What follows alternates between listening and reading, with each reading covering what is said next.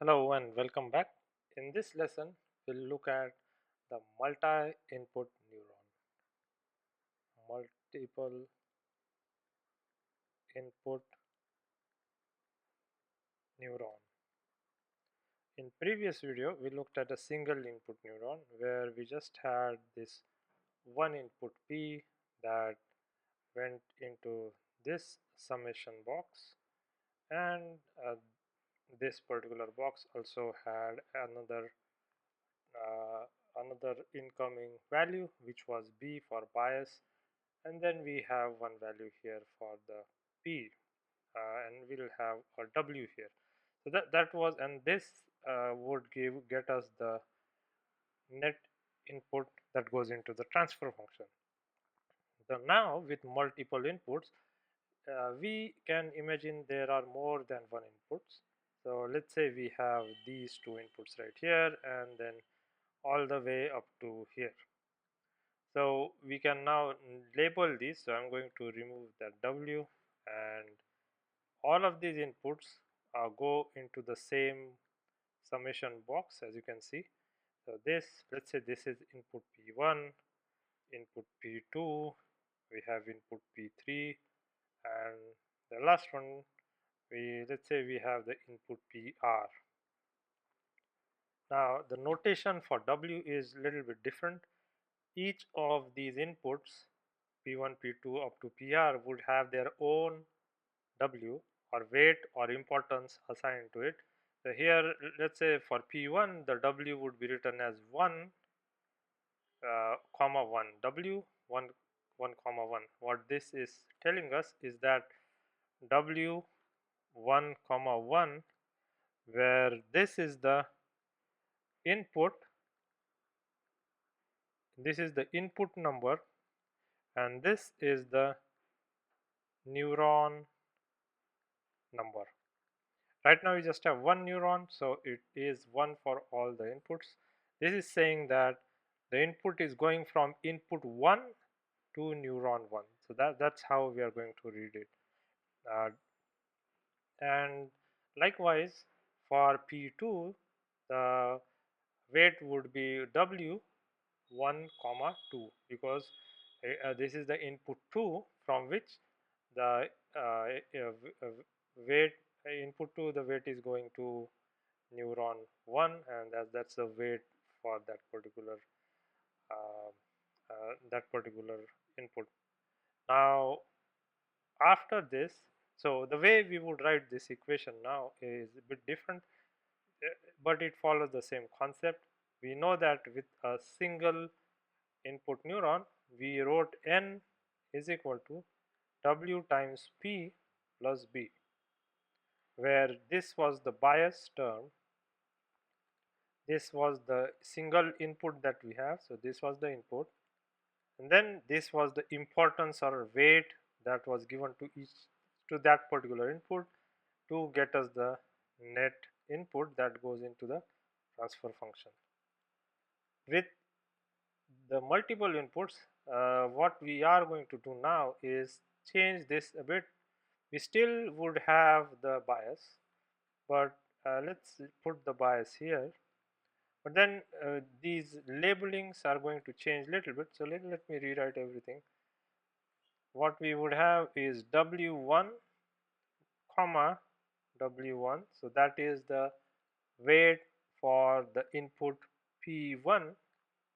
Then we add to this W1 comma 2, that is the weight for the input 2 to neuron 1, and again we would multiply that with the input 2, and so on until we get to the last one, which is W1 comma R, where which is the weight assigned to the input that goes from the input R to the neuron 1, and eventually we then add the bias term, which is B.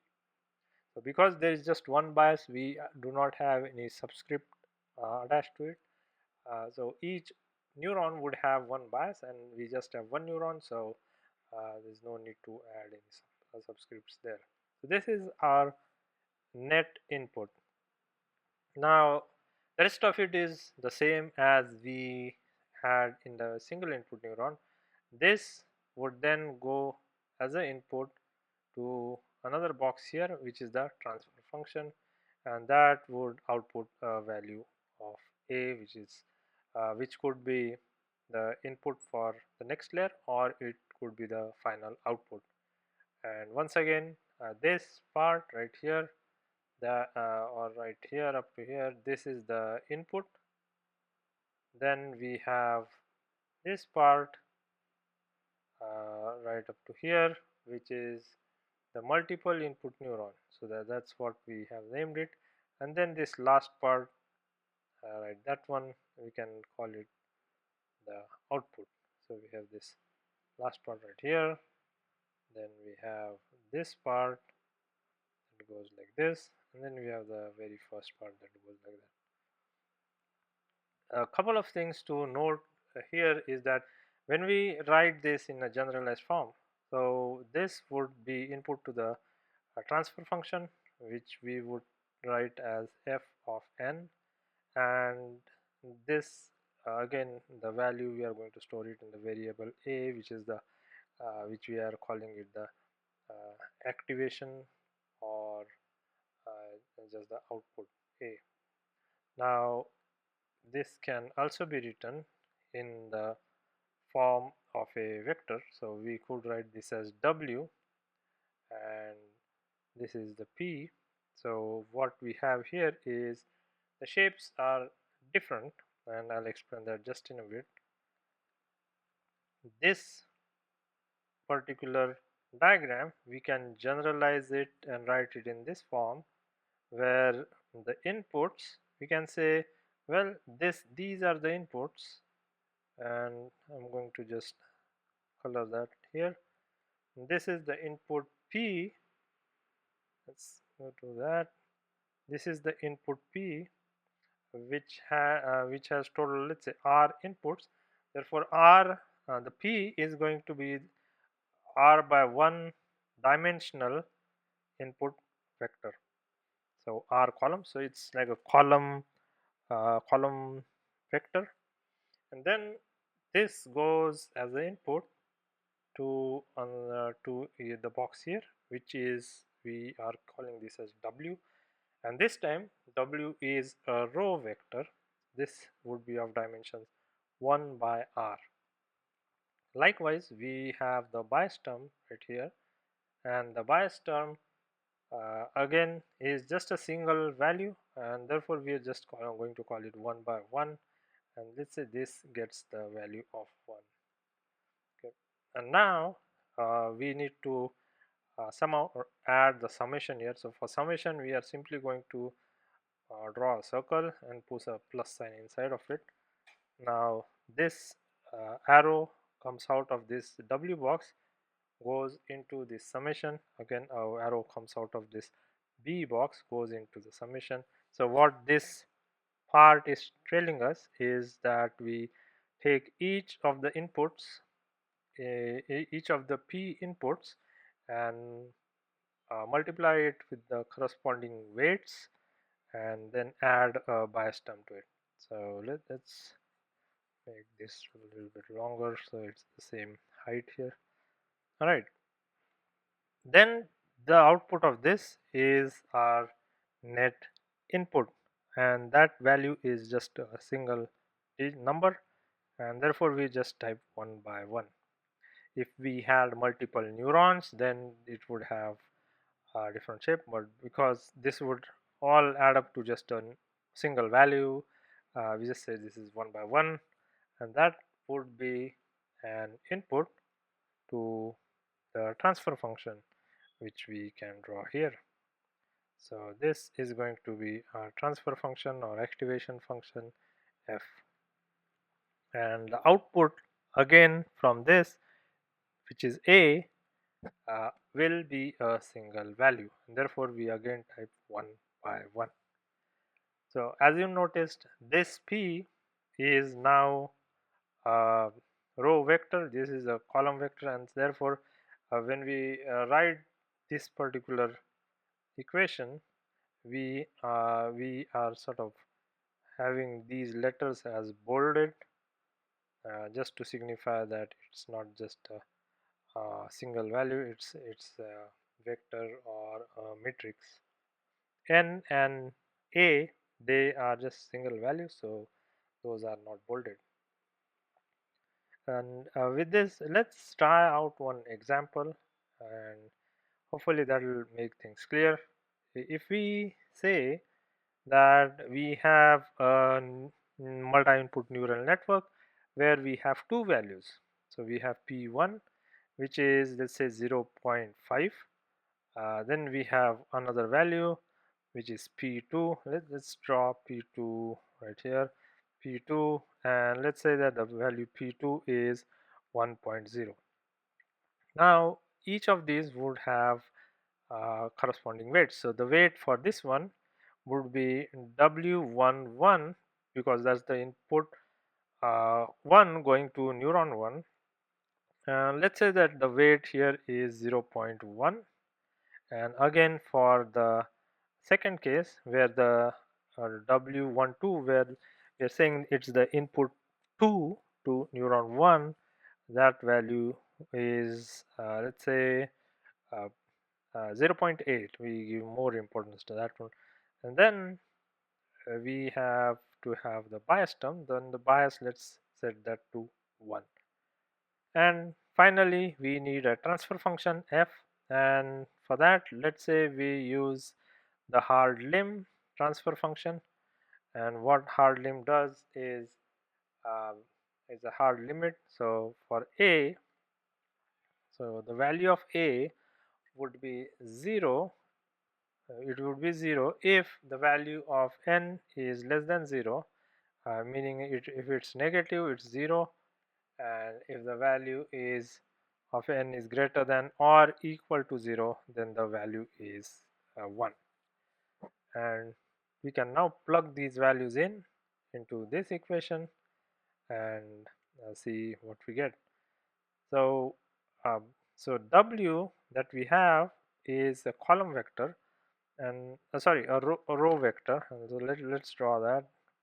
So this is our w, which is value 0.1 right here. The second value is 0.8 for input 2, and then the column vector is the for p, which has the first value which is 0.5, the second value is 1.0, and then we have the bias term which is just 1. And this is what we are going to call it as the net input. Now if we calculate this, here is how this would look like. This would be 0.1 multiplied by 0.5. So we are taking a dot product, and then we have the second value which is going to be, sorry, so this, and then not the second value would be, we just add that here, which is going to be 0.8 plus sorry, 0.8 into 1. So that's what we have as the first value, and then we have that as the second value, and then we, of course, we have the plus 1 written here. So if we add those values together, what we get is, so we don't need the brackets, let's get rid of that. So this is 0.05 plus 0.8, and we add 1 to that, so plus 1. And so if we add 0.05 to 8, that's going to be 0.85 plus 1, and it will give us 1.85. So that is our net input in this multi-input neuron with these two inputs and those weights.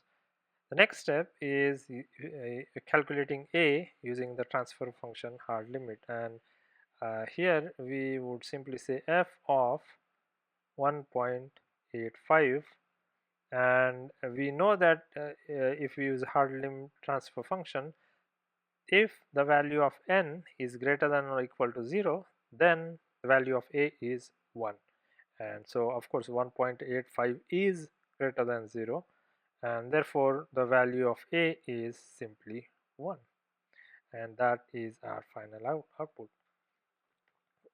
And what you could also try and do is try varying the values of bias and see over a range of values how it changes the values of the A, and maybe try and plot it.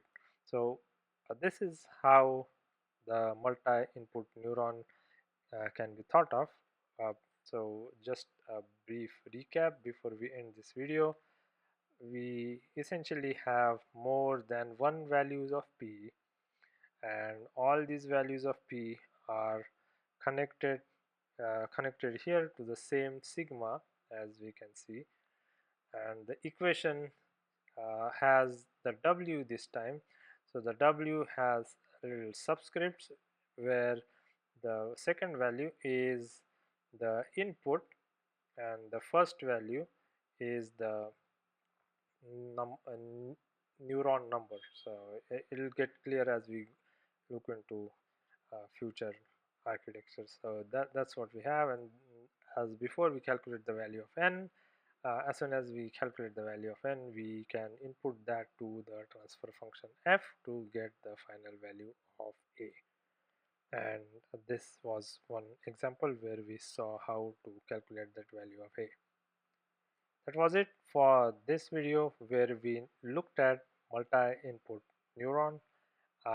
Multiple input neuron. I hope it gave you some intuition about how to think about a neuron with a single input from previous video, and then building on top of that with multiple inputs. As you can see, the main equation to calculate the activations stays the same. It's just that we need to play around a little bit with the math of multiplying the weights with the inputs. Thank you, and I hope to see you all in the next video.